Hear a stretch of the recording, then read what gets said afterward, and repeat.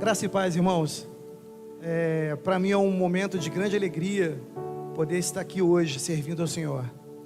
E hoje, especialmente, né, é um dia diferente. 2 de outubro de 2022. Estamos vivendo um momento muito especial na nossa história, como país e como cidadãos. Hoje é o dia da eleição. E hoje eu estava vindo para cá, estava vendo já a quantidade de pessoas se mobilizando, se encaminhando para as suas sessões. Pessoas com sonhos de paz, de um caminho que vai nos levar a dias de paz. A eleição de uma pessoa ou de um grupo de pessoas que vai, de alguma forma, fazer com que as nossas aflições e os nossos problemas possam ser minimizados. Mas eu não vou falar aqui sobre política. Na verdade, nós já tivemos uma série de mensagens maravilhosas ministradas pelo pastor Reinaldo sobre isso, a política de Deus e a política dos homens. Quem não viu, entre aí no canal da nossa igreja, né, no YouTube, e acompanhe essas mensagens. Foram mensagens realmente muito edificantes. Mas eu quero falar sim sobre caminhos de paz. Quero falar sim sobre como nós devemos de lidar com as aflições e com os problemas. Mas não através da eleição de um homem ou de um grupo de pessoas, mas através de Cristo, através da sua palavra. Não encontrar essa paz no sistema político, mas encontrar essa paz no que as Escrituras dizem para nós. Quando eu pensei no que eu iria dizer hoje aqui, Deus me fez lembrar um momento que eu passei, um momento de aflição, um momento de sofrimento. E o que existe de mais universal do que o sofrimento? Mas existem alguns tipos de sofrimento, de aflição que são diferentes. Aquele sofrimento é aquela aflição que quando chega a nós fazemos alguns questionamentos, do tipo: por que comigo? Por que agora? Por que desse jeito? Quem já não pensou isso? Bom, eu já. E foi justamente num momento como esse que Deus me deu uma resposta através de uma mensagem. Me mostrou 3 figuras: o barco, o mar e o vento. E é sobre isso que eu quero compartilhar com vocês. Essa mensagem tem me ajudado não só a entender quando as lutas e o sofrimento chegam até a mim, mas também quando chegam na vida das pessoas que me procuram. Por isso que eu gostaria de compartilhar com vocês.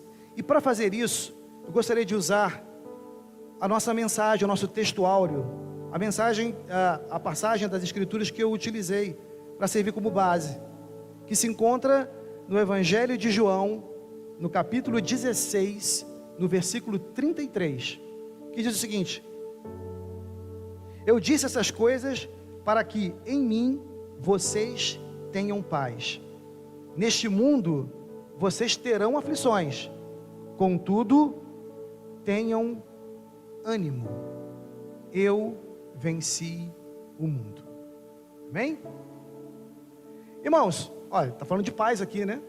De aflição, mas ele também nos chama a atenção e nos traz uma palavra de esperança. Mas quando eu era novo convertido, que eu ouvi essa passagem pela primeira vez, isso me causou estranheza, porque eu vim de uma igreja em que o pastor falava: Deus tem grandes promessas para você. Por exemplo, tudo que pedir crendo recebereis. Que promessa maravilhosa, e tantas promessas incríveis. Mas isso aqui também é uma promessa, mas é uma promessa esquisita. No mundo eu prometo para vocês, vocês terão sofrimento, terão luta, terão aflição. Isso é uma promessa. Mas como um Deus bom, um Deus que cuida do seu povo, um Deus que tem cuidado e dá livramento, pode prometer algo assim? E é isso que muitas das vezes, quando o sofrimento chega até nós, acabamos ficando confusos. Para poder entender por que o sofrimento e as aflições chegam até nós, eu vou usar essas 3 figuras: o mar, o barco e o vento. Mas para que a gente possa entender por que eu escolhi essas 3 figuras, e por que Deus, ao falar comigo, usou essas 3 figuras, é necessário primeiro a gente fazer uma introdução. Uma vez, quando eu dava aula no seminário, e estava no meio de uma aula muito polêmica, um aluno chegou até mim e me fez uma pergunta. E essa pergunta me fez pensar justamente sobre esse tema. Ele perguntou para mim: professor, por que eu posso acreditar que a Bíblia, ela pode nos trazer a solução e a resposta para os meus sofrimentos? Se ela foi escrita há muitos anos atrás, e os sofrimentos daquele tempo eram diferentes dos de hoje. Os problemas daquele tempo eram diferentes dos de hoje. Como é que a Bíblia, que ela é uma palavra, e a palavra, por definição, ela está presa num tempo histórico e num contexto cultural, como é que ela pode, daquele tempo, servir para mim hoje? Os problemas daquela época não são os mesmos de hoje. É verdade, isso é verdade. Mas a própria palavra, ela nos responde. As Escrituras dizem o seguinte sobre si mesmas: a palavra de Deus se renova a cada dia. Mas como acontece essa renovação? De diversas formas, mas existem 2 basicamente, que são as principais formas da palavra se tornar nova a cada dia. Primeiro, que embora ela tenha histórias literais, histórias que aconteceram num determinado tempo histórico e numa determinada cultura, existem alguns princípios por trás dessas histórias. Princípios como misericórdia, perdão, amor, esperança. E esses princípios são eternos. Então, quando nós lemos uma história dessa, embora ela esteja presa num tempo e numa cultura, esses princípios não, eles são eternos. Então nós podemos tirar esses princípios e trazer para hoje. Mas existe uma outra forma também de tornar a palavra viva, tornar a palavra uma palavra que se renova, que é a chamada linguagem simbólica. E eu particularmente, irmãos, gosto muito dessa forma como a palavra consegue se renovar através dos símbolos.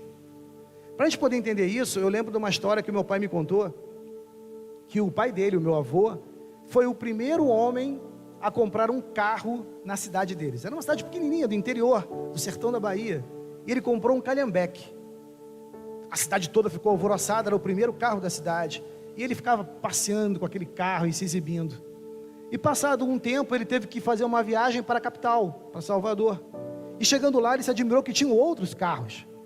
E por ter vários carros, tinha trânsito, então foi necessário ele aprender que tinha um sinal, o semáforo, que controlava o fluxo desses carros. E aí ele então aprendeu que o sinal vermelho significava pare, e o verde, siga. Aquilo na verdade era um símbolo. O sinal não falava, mas todos, quando viam o sinal ficar vermelho, parece que soava uma mensagem invisível, e todo mundo escutava: pare, e eles paravam. E o interessante é que o símbolo, ele tem esse poder de mandar uma mensagem que todos entendem em qualquer lugar do mundo. Um sinal, quando fica vermelho na Inglaterra, todos entendem: pare. Lá na África do Sul, quando o sinal fica vermelho, todo mundo entende: pare. Isso aconteceu com meu avô há muitos anos atrás. Hoje, quando eu dirijo o meu carro aqui em São Paulo, que o sinal fica vermelho, eu escuto a mesma mensagem: pare. Esse é o poder dos símbolos. Eu vou contar aqui para vocês agora 3 histórias. 3 histórias reais que aconteceram e estão registradas nas Escrituras. E nessas 3 histórias, vocês vão ver esses 3 elementos, essas 3 figuras: o mar, o barco e o vento. Eu só posso me utilizar delas como símbolos se nas 3 histórias essas 3 figuras simbolizarem a mesma coisa e conseguirem passar essa mensagem. Então ela é um símbolo verdadeiro. Nessas 3 histórias, eu vou tentar passar para vocês o porquê que o sofrimento chega até nós. E muitas das vezes nós não entendemos. E nós fazemos aquela pergunta: por que comigo? Por que agora? Por que dessa forma? Porque Deus permitiu. Para iniciar, eu queria convidar você a fechar os seus olhos e nós juntos falarmos com Deus. Fecha teus olhos. Maravilhoso e eterno Deus, Pai amado e querido, nesse momento, Senhor, eu me coloco aqui na posição, Senhor, de apenas um transmissor da Tua palavra. Que nesse momento o homem suma, para que o Teu Espírito resplandeça. Que o Senhor venha bradar poderosamente em nossos corações, nos trazendo uma palavra de vida, de edificação e de fé. Senhor, esse é o nosso desejo. Senhor, esse é o nosso pedido. Senhor, essa é a nossa certeza. Em nome de Jesus, amém. Irmãos, a nossa primeira história, ela acontece num livro do Antigo Testamento. Um profeta chamado Jonas. Eu não vou dizer qual o capítulo e qual o versículo, porque na verdade eu vou contar a história toda, o livro todo, muito rapidamente, porque é um livro pequenino. O livro de Jonas tem apenas 4 capítulos. Eu até convido você, quando chegar em casa, dá uma lidinha. É uma história muito interessante. E a história desse homem, Jonas, é que ele era um homem de Deus, um homem que buscava viver uma vida correta, uma vida digna, igual a eu e a você que está me ouvindo aqui agora. E um dia Deus chegou para ele e falou: Jonas, vem cá, eu quero que você faça uma viagem e vá para uma cidade chamada Nínive. Nínive era a capital de um reino chamado Assíria, um reino extremamente perverso e que odiava o povo de Jonas, Israel. Jonas então pensou: se eu for lá pregar para esse povo, provavelmente esse povo, ao ouvir a palavra de Deus, poderá se converter e aí mudar os seus caminhos, e Deus irá perdoá-los. E na verdade o que Jonas queria era vingança. Jonas queria que a Assíria realmente se perdesse. Esse era o desejo, essa era a vontade, essa era a ideia que Jonas tinha do que era melhor. E o que Jonas faz então? Jonas, em vez de ir para Nínive, ele pega o seu barco e vai para outro lugar, vai para Tarsis, um caminho completamente oposto àquele pelo qual Deus tinha mandado ele ir. A partir de agora, toda vez que eu falar barco, eu quero que vocês entendam que barco simboliza a vida humana, a nossa vida, a vida individual. Ou seja, cada um de vocês que estão aqui, para Deus é um barquinho, e eu sou um barco que estou a falar com vocês. Todos nós somos barquinhos.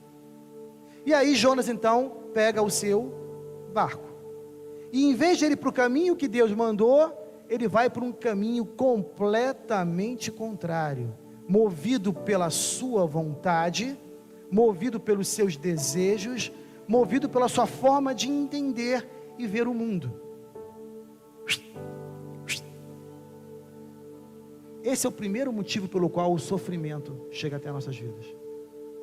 Quando Deus manda o nosso barquinho ir para um lado, e nós decidimos, pelas nossas ideias, pelos nossos pensamentos, pelos nossos desejos, ir para um caminho completamente oposto. Sabe o que acontece quando a gente faz isso? Jonas começou a navegar para Tarsis, estava indo tudo bem, só que de repente começou a se formar um grande vento. Vento é símbolo de luta, aflição. O vento começou a bater nas velas do navio, do barquinho de Jonas, e o barco agora já não conseguia mais ir tão bem. O barquinho de Jonas começa agora a sofrer com aquele vento, e o vento agora começa a bater na água. Sabe o que acontece quando um vento forte bate na água? Forma ondas, e as ondas do mar agora começam a bater com fúria no barco de Jonas. O mar que antes servia para que o barco de Jonas navegasse tranquilamente, agora de uma hora para outra o mar começa a se opor ao barco de Jonas, a castigar o barco de Jonas. A partir de agora, toda vez que eu falar mar, ele simboliza Deus. E é estranho isso. Jonas era um homem de Deus, um homem correto, mas fez uma escolha errada.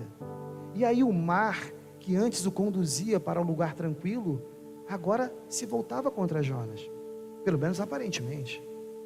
O vento era apenas um instrumento pelo qual o mar agora se opunha à caminhada de Jonas. E Jonas devia pensar: puxa vida, mas o mar estava tão tranquilo. Até então o mar sempre foi meu amigo, e agora nessa viagem o mar se volta contra mim? Não é assim? Por que Deus está fazendo isso comigo? Deus sempre foi tão bom comigo. Deus já me deu tantos livramentos, mas por que agora? Por que agora eu estou passando por isso? E o mar começou a bater no barco de Jonas, e começou a bater um desespero, não somente em Jonas, mas em toda a tripulação, em todos os passageiros do barco. Porque, prestem atenção, quando escolhemos um caminho oposto ao de Deus, e o vento vem, e o mar se levanta, não é só a gente que vai sofrer, todos que participam do nosso barquinho com a gente. Amém? E todos que estavam no barco com Jonas começaram a ficar com medo, porque todos estavam sendo afetados por aquilo. E aí, nós entendemos o primeiro motivo pelo qual as lutas e as aflições chegam até nós: quando escolhemos o caminho oposto ao que Deus quer para nós. Mas a Bíblia, ela não tem a intenção só de nos mostrar os problemas e as nossas falhas, mas principalmente as soluções. Hoje eu vim aqui para trazer um evangelho, uma boa notícia. Existe solução para isso. E a solução está no livro de Jonas. O que Jonas faz então? Quando Jonas percebe tudo aquilo, e a tripulação começa a tentar entender o que está acontecendo, Jonas toma uma atitude que vai mudar toda essa história. Primeira coisa, Jonas, ele decide aceitar que ele estava errado. Jonas fala: olha, eu sei por que isso está acontecendo. O meu Deus, o Deus que criou o céu e a terra, está permitindo isso, porque eu estou seguindo no caminho contrário ao que Ele quer para mim. A primeira coisa para a gente conseguir lidar com a aflição e o sofrimento, quando ela chega até nós, devido a escolhermos um caminho contrário ao de Deus, é reconhecermos que nós estamos errados. E ele falou: olha, eu sei que o problema sou eu reconheço, eu não vou ficar aqui tentando arrumar desculpas. Ah, mas a culpa foi dele. Ah, mas eu fiz isso porque a culpa foi dela. Ah, não, mas todo mundo faz isso. Isso não vai resolver o teu problema. É melhor você parar e reconhecer: isso está acontecendo por minha causa. O meu barquinho agora não está conseguindo avançar, porque eu estou indo num caminho completamente contrário ao que Deus quer. Mas só isso não basta, meu irmão. Esse é o primeiro passo, reconhecer. Mas depois de reconhecer, é necessário dar o segundo passo. E qual é o segundo passo? Ele olhou para a tripulação e falou: só existe uma maneira dessa tempestade, desse vento parar. É vocês me lançarem para fora do barco. Irmãos, o primeiro passo é reconhecer que está errado, mas às vezes a gente até reconhece: eu não estou fazendo as coisas certas, eu sei que eu não estou andando num caminho que agrada a Deus, mas eu não sei o que realmente eu tenho que fazer. Eu não sei realmente aonde eu estou errando. Eu sei que eu não estou certo, mas eu ainda não consegui entender o que eu tenho que mudar, o que realmente eu estou fazendo que possa estar causando isso. Sabe qual é a forma de você descobrir? Saia do barco. Olhe para você por uma outra perspectiva. É como se o barco está aqui, eu estou aqui, agora eu saio de mim e me olho fora de mim, com total isenção. Olhe e fale: o que eu estou fazendo que poderia ofender um Deus tão bom, tão puro, tão genuíno, tão correto? O que eu estou fazendo ali, que eu tenho certeza que não está agradando a Deus? O que eu estou fazendo? Que rota eu estou tomando na minha vida? Que se eu estivesse no lugar dele, eu olharia e falaria: poxa, poderia ser diferente. Saia de você, saia das desculpas que você cria para você mesmo, para que você fique na sua zona de conforto. e sempre transmita o problema para os outros. Isso só acontece quando você sai do barco, quando você olha você de fora. Jonas falou: me lance para fora do barco. Quando você reconhece que o problema está em você, e quando você procura descobrir quais são eles, você está pronto agora para dar o maior salto que alguém pode dar. E é o salto que vai fazer o sofrimento e a aflição se dissipar. É mergulhar no mar. Deixa eu fazer uma pergunta aqui para vocês. Tem alguma forma de eu mergulhar no mar e alguma parte do meu corpo não se molhar? Existe? Sim ou não? Não. Não tem como mergulhar no mar e... vou mergulhar no mar, mas o meu dedão eu não vou molhar. Não tem como. Quando a gente mergulha no mar, todas as partes do nosso ser são tocadas. Entram em contato com Ele. Depois que a gente reconhece o nosso erro, depois que nós descobrimos o que tem que ser mudado, nós temos que mergulhar no mar, entregar todas as áreas da nossa vida para Deus. O mar é Deus, e deixar que Ele toque, que Ele consiga impregnar a Ele em todas essas áreas para que haja mudança. Jonas fez isso, reconheceu, saltou e mergulhou no mar. Agora Jonas e o mar eram um só. Para a tripulação que ficou no barco, eles olharam, o que eles pensaram? E Jonas morreu. E sabe o que eu queria te dizer nessa manhã? Eles acertaram. Jonas morreu mesmo. Aquele Jonas que estava no barco antes de pular, morreu. Ele não iria mais para Tarsis. Ele nunca mais seria o mesmo Jonas. Depois que ele mergulhou no mar, Jonas morreu. Mas é uma morte estranha, porque embora ele tenha morrido, ele não era mais o mesmo, mas ele continuava vivo. Era um morto que continuava vivo. Como é que pode isso? Que mistério é esse? O mistério acontece porque quando ele pula no mar, em que ele deveria morrer mesmo, literalmente, aparece um outro personagem nessa história, um grande peixe. Mas reparem, não foi uma grande ave que veio voando, filha do céu, e mergulhou no mar e o salvou. Não foi um grande réptil, um crocodilo, que veio pela terra e mergulhou e o engoliu e o levou para a terra. Não, foi um grande peixe. Não foi um filho da terra, nem um filho do ar, foi um filho do mar. O mar foi um filho do mar, foi um filho de Deus, que veio e engoliu Jonas. E aí Jonas estava salvo. O filho do mar, o filho de Deus, salvou Jonas.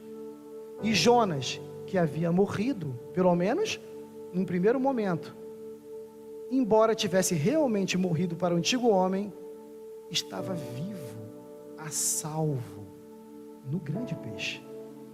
Percebe o que eu estou falando? E agora quem estava no barco e olhasse e buscasse, aonde está Jonas? Sabe o que eles viriam? O peixe. Quem via Jonas, via o peixe. Quem via o peixe, via Jonas. Eles agora eram um só, um mesmo organismo, independente. Peixe é peixe, homem é homem. Mas engraçado, quem via um, obrigatoriamente tinha que ver o outro. Que mistério! Esse mistério, irmãos, acontece com todos nós, quando reconhecemos, quando buscamos mudar, e a partir disso, mergulhamos nele. Encontramos a salvação e a mudança. E o texto diz que quando isso aconteceu, sabe o que aconteceu com o barco? A tempestade cessou, o vento parou a aflição, passou o sofrimento, e o barco continuou a sua viagem. Mas e Jonas? Nosso livro termina dizendo que o grande peixe cuspiu Jonas. Aonde? Na praia. Qual é o lugar que um náufrago que está à deriva no mar mais sonha naquele momento? A praia, a terra. é o lugar mais seguro, mais desejável para o náufrago. Quando a gente realmente se entrega para Deus, Deus vai, nos tira da tormenta, nos tira daquele momento que Ele permitiu de sofrimento, para chegar até nós, para mudarmos o rumo da nossa vida, e nos coloca no lugar que desejamos, nos coloca no lugar seguro, mas não é em qualquer lugar.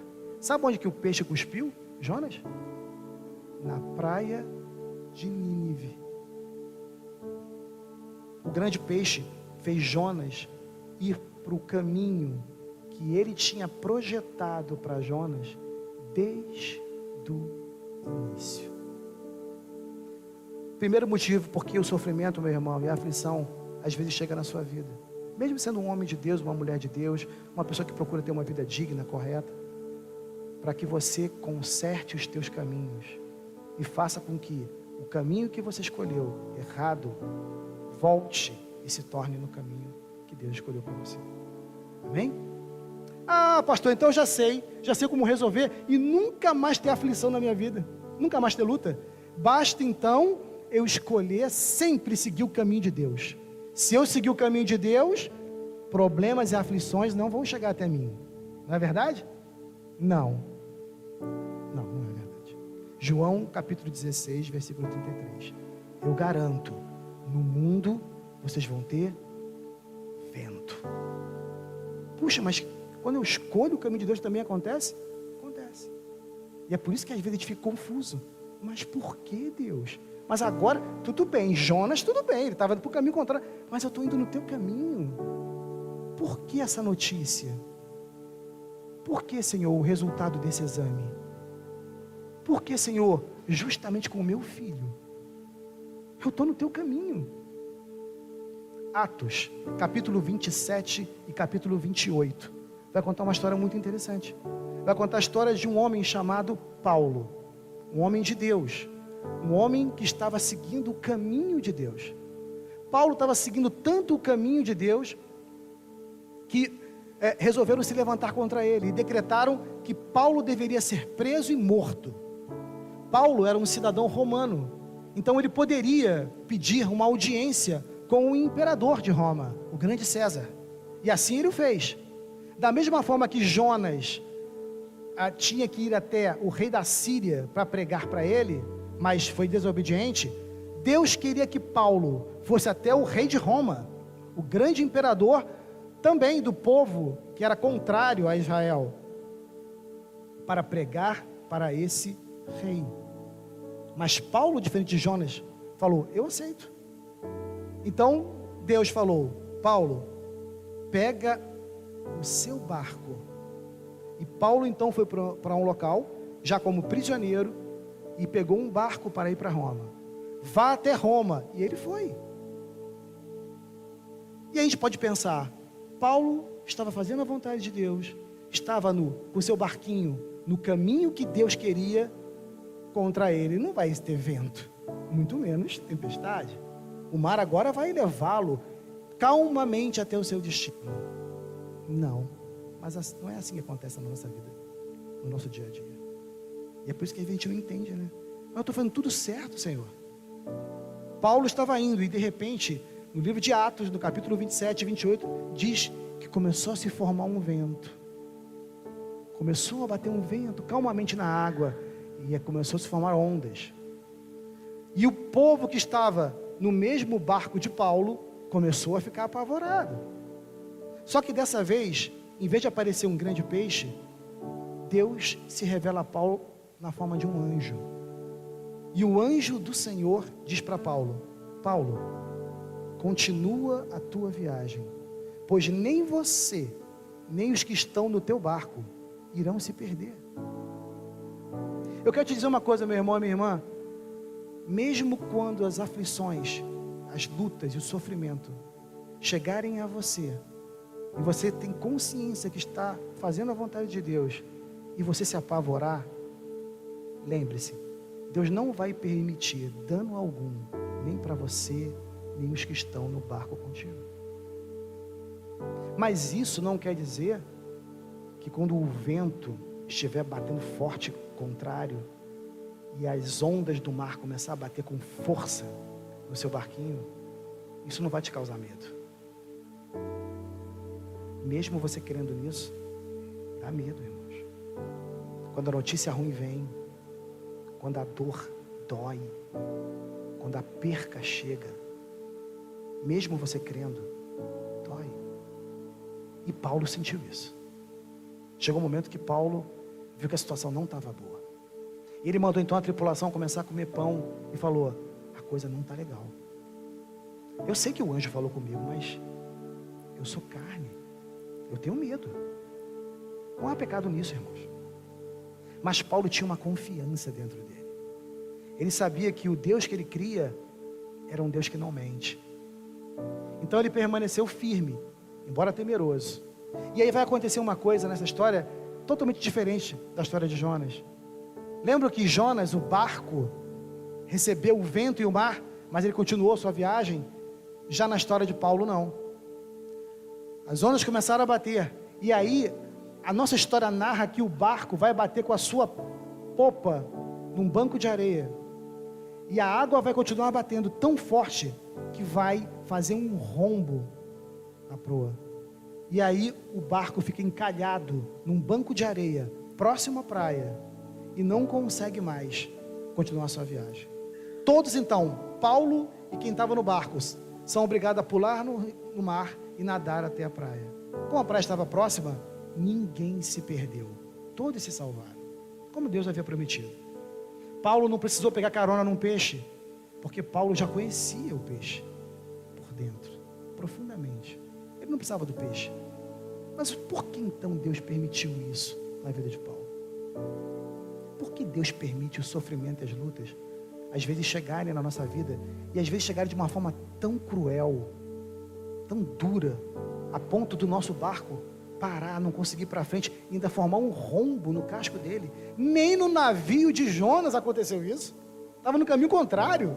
Paulo estava no caminho de Deus, mas parece que foi mais violento. Por quê? Não tem lógica isso. Mas se a gente continuar vendo a história, nós vamos ver que Paulo então consegue ficar náufrago numa ilha, por nome Malta. E lá ele vai encontrar um povo que não conhecia Deus. E quando ele vai se esquentar numa fogueira, porque estava todo molhado, aquela região da Grécia é uma região famosa por ter as serpentes mais venenosas do mundo. E quando ele estava ali, se aquecendo, uma dessas serpentes, uma víbora vai e pica Paulo. E aí todos aqueles que estavam ali, aquele povo que não conhecia Cristo, olhou e falou: verdadeiramente esse homem está em pecado. Esse homem é um endemoniado. Não é possível. O homem estava preso. Não satisfeito, depois ele ficou náufrago. O navio dele quebra. Depois, quando ele chega aqui, que ele pensa que salvou, é picado por uma serpente venenosa. Não é assim que às vezes acontece com a gente? Nós estamos passando um momento ruim da nossa vida. Estamos ali indo para a igreja, fazendo a obra de Deus, procurando ver uma vida digna. Daqui a pouco, recebemos a notícia. Notícia terrível. Quando a gente pensa que está ruim, aí piora. Descobrimos que agora, além daquela notícia, tem outra coisa. Depois que a gente pensa, agora vai... Aí aparece outra coisa. Queima o micro-ondas. Aí você fala, queimou o micro-ondas. Aí logo depois queima a geladeira. Aí você fala, mas agora que eu vou consertar o micro-ondas, queima a geladeira. Aí você descobre que a sua mãe lá no interior sofreu um acidente. Meu Deus, não aguento isso. Mas será que Deus está dormindo? Será que ele foi viajar, foi passear? Quem que já não passou por isso? Será que só eu? E é nessas horas que a gente faz as questões, os questionamentos. Por que comigo? Por que assim? Por que agora? Por que esse sofrimento todo? Se eu estou fazendo a vontade de Deus. E aí Paulo, quando é picado, ele olha para aquele povo e fala: olha, eu não vou morrer. Porque Deus tem um plano para a minha vida. E enquanto esse plano não se concretizar, nada, nem ninguém pode interromper a minha viagem. Na nossa primeira história, Deus vem em forma de um grande peixe. Na segunda, ele vem em forma de anjo. E nessa segunda que ele vem em forma de anjo, agora, Cristo aparece na forma de uma serpente. Uma serpente. Mas serpente não é um símbolo do Satanás? do bicho ruim, do pé para trás? É. Mas às vezes, as coisas começam a ficar tão terríveis que a gente já não sabe mais se é Deus, se é o diabo. Está repreendido em nome de Jesus, mas é ele mesmo que está permitindo. Como é que pode? Parece que ele virou a serpente, mas aquela serpente que pica Paulo, não mata Paulo. Ele olha para as marcas da serpente e diz: essa serpente não é para a morte. Talvez as outras sejam, mas essa não. Essa é para deixar as marcas no meu corpo, de que tão importante quanto para onde eu devo ir, e esse é o ensinamento da nossa primeira história, é como eu devo ir. Às vezes ficamos tão preocupados em estarmos na igreja, fazendo a vontade de Deus, fazendo a obra de Deus, e esquecemos como estamos fazendo essa obra. Sabemos para onde estamos indo, mas não estamos mais nos importando como estamos indo. Paulo agora tinha as marcas nele, de que tão importante para onde ir, é como é o testemunho do que eu tenho pregado, está sendo realizado através da minha vida. Lembram aqueles que falaram: esse homem está endemoniado, não é possível, tudo de ruim acontece com ele, ao mesmo tempo? Agora eles olhavam para Paulo e diziam: caramba, ele não morreu, ninguém sobrevive a essa serpente. De repente, esse tal de Paulo deve ser um Deus. Eles olharam para Paulo e acharam que Paulo era o peixe, porque agora quem via Paulo, via o peixe. Quem via o peixe, via Paulo. Por isso que eles acharam que ele era Deus. Percebe? Tão importante quanto para onde você está indo, meu irmão, é como você está indo. Paulo, depois, ele vai sair dessa ilha e vai chegar até Roma e vai pregar diante do imperador romano, de César. Só que o mais impressionante não é isso. O mais impressionante é que depois Paulo vai ficar preso, aprisionado, prisioneiro numa casa, uma prisão domiciliar. E de lá ele vai escrever várias cartas. As cartas que nós temos no Novo Testamento. E uma delas, ele vai escrever para um filho na fé dele, chamado Timóteo. Mais especificamente, a segunda carta que ele vai escrever a Timóteo. Segunda a Timóteo. E ele vai dizer nessa carta: olha, lá no início da minha caminhada, da minha jornada, na primeira viagem missionária, que também está nesse livro de Atos, lá no capítulo 12, eu fui viajar e viajei com o meu grande amigo de viagem, missionário, Barnabé. E Barnabé, nessa primeira viagem, ele vai trazer um parente dele, por nome Marcos. Marcos, que vai escrever o Evangelho de Marcos. E ele vai trazer Marcos. E vão fazer essa viagem missionária. Só que vai chegar uma época da viagem em que vai ter grandes lutas. Marcos era um garoto, ele era jovem. E o que Marcos faz então? Marcos pede para voltar. Quando há a segunda viagem, Marcos aparece lá junto com Barnabé. Aí Paulo fala: negativo, comigo ele não vai. Nessa viagem, esse covarde desse Marco não vai não. E Barnabé falou: que isso, rapaz, meu parente, meu discípulo, eu estou discipulando ele. Ele falou: negativo, pode ser quem for, cara, no meu barco ele não vai. E Marcos não foi. Barnabé e Paulo, que eram amigos, brigaram por causa disso. Barnabé então segue sozinho com Marcos, e Paulo então chama um outro missionário para ir com ele, por nome Silas, e continua sua viagem missionária. Agora, quando ele estava lá, preso, ele escreve uma carta para Timóteo e fala: Timóteo, já estou no fim da vida, venha me visitar, mas não venha sozinho não, me traga Marcos, porque Marcos é importante para mim, e é importante para o meu ministério. Aquele Paulo que só se importava para onde estava indo, agora ele entendia que tão importante para onde vai, é como vai. Às vezes nós deixamos os nossos marcos no meio do caminho, relações mal resolvidas, pessoas pelo qual nós deixamos no caminho e não reatamos a amizade, não testemunhamos para essas pessoas esse Cristo que pregamos. E aí Paulo entendia que agora, quando isso acontecia, ele olhava para as marcas da picada da serpente e lembrava: existe um Deus que quer testemunhar dele, mais do que ser pregado, através das nossas vidas. Então ele manda chamar Marcos. Ah, pastor, então eu já sei então como resolver a questão dos problemas. Não mais chegar nenhuma aflição e nenhum sofrimento até mim. Sigo no caminho de Deus, dou bom testemunho, vivo uma vida através da minha vida, que as pessoas vejam Cristo e pronto, está resolvido. Não.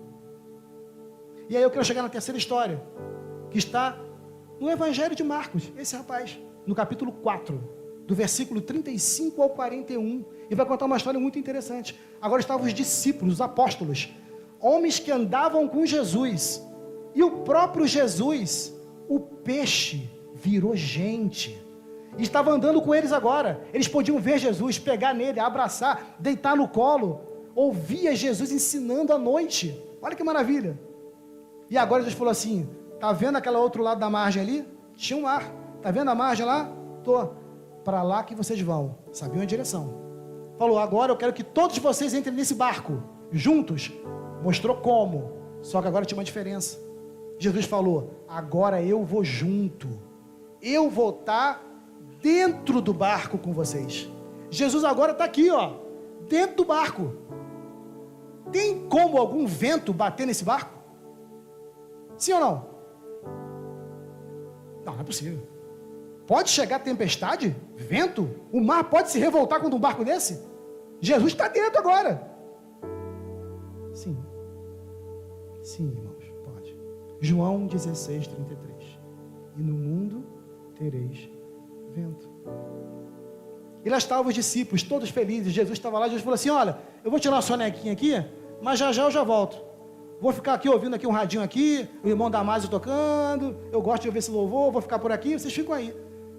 Só que daqui a pouco começou a se formar um vento. E começou a se formar a tempestade, e o mar começou a bater no barco. Começou aquele barata-voo, os discípulos tudo assustado. Vamos fazer o quê? Jesus está no barco.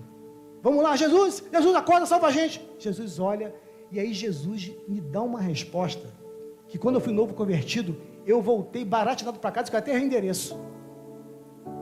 Ele olha para o discípulo e fala assim: homens de pouca fé. Misericórdia, eu iria fazer a mesma coisa. Pô, Jesus está no barco comigo, eu vou fazer o quê? Mas Jesus fala para eles: homens de pouca fé. E ele vai até a parte mais alta do barco e fala: vento, cessa. E o vento. Ele olhou para o mar e falou: Pai, acalma-te. E o mar.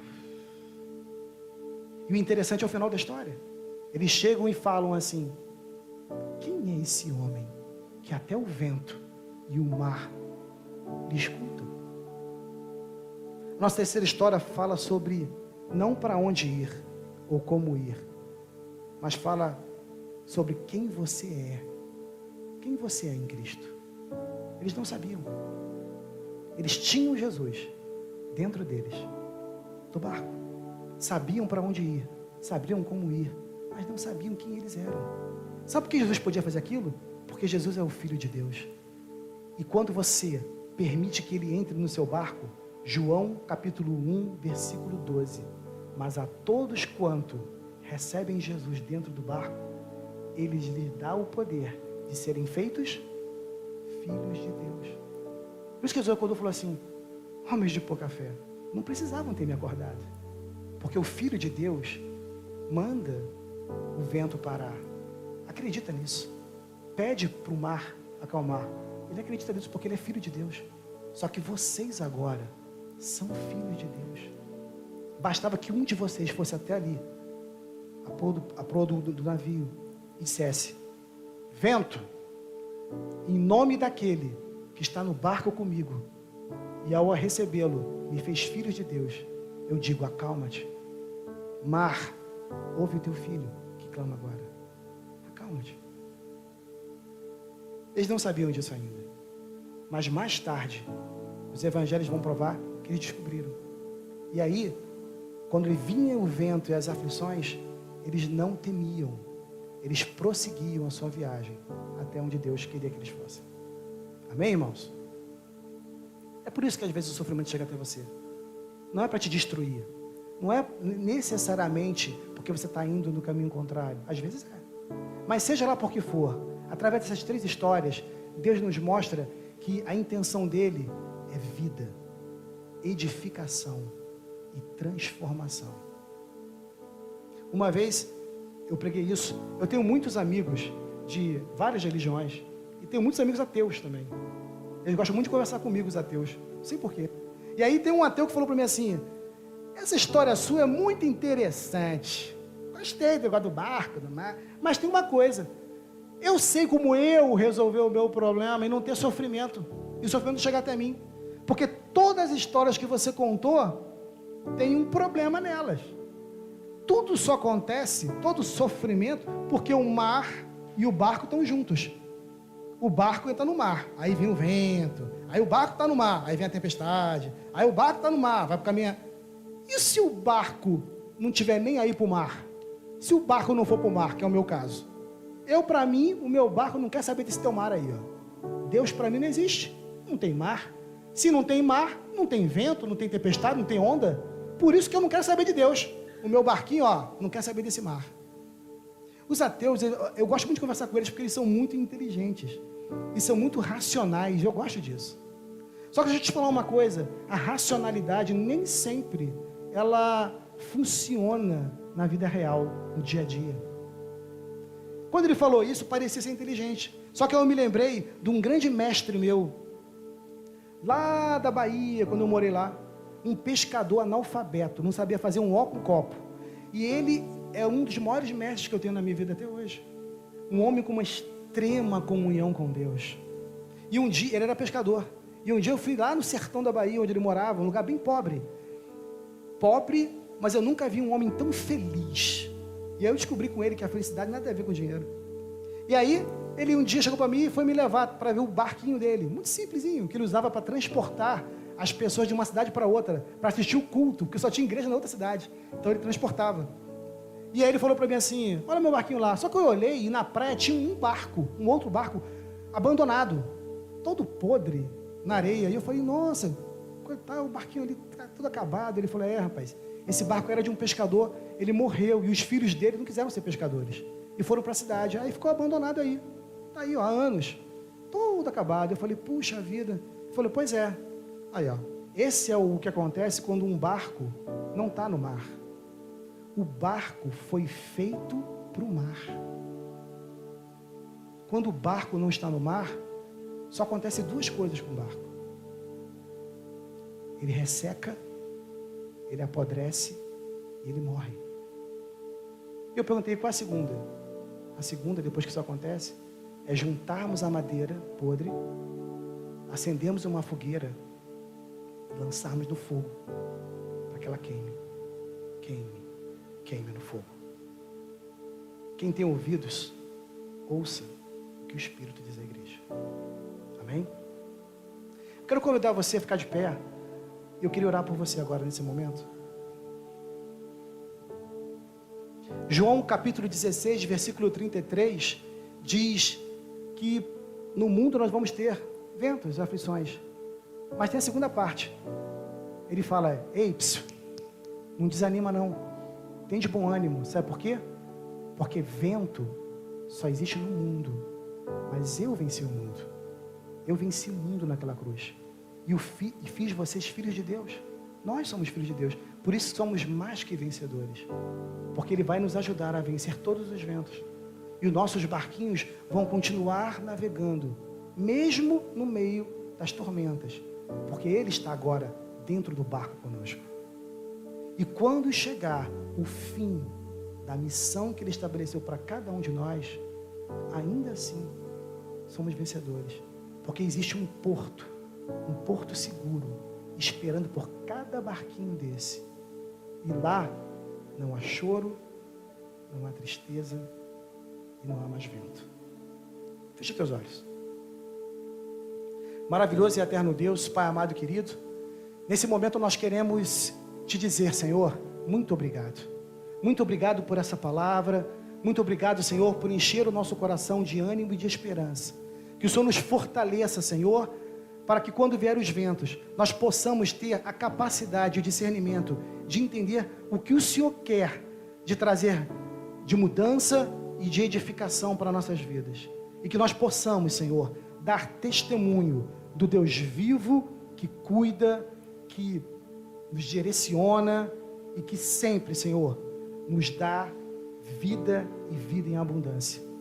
Pai, abençoa a cada um de nós e que nós possamos compreender essa palavra e ela entrar em nossos corações, para que no dia mau nós possamos estar firmes com a fé de Paulo, com a consciência de mudança e de salvação de Jonas, e enfim, Senhor, possamos reconhecer quem somos em Ti, mais que vencedores, filhos de Deus, remidos pelo Teu sangue.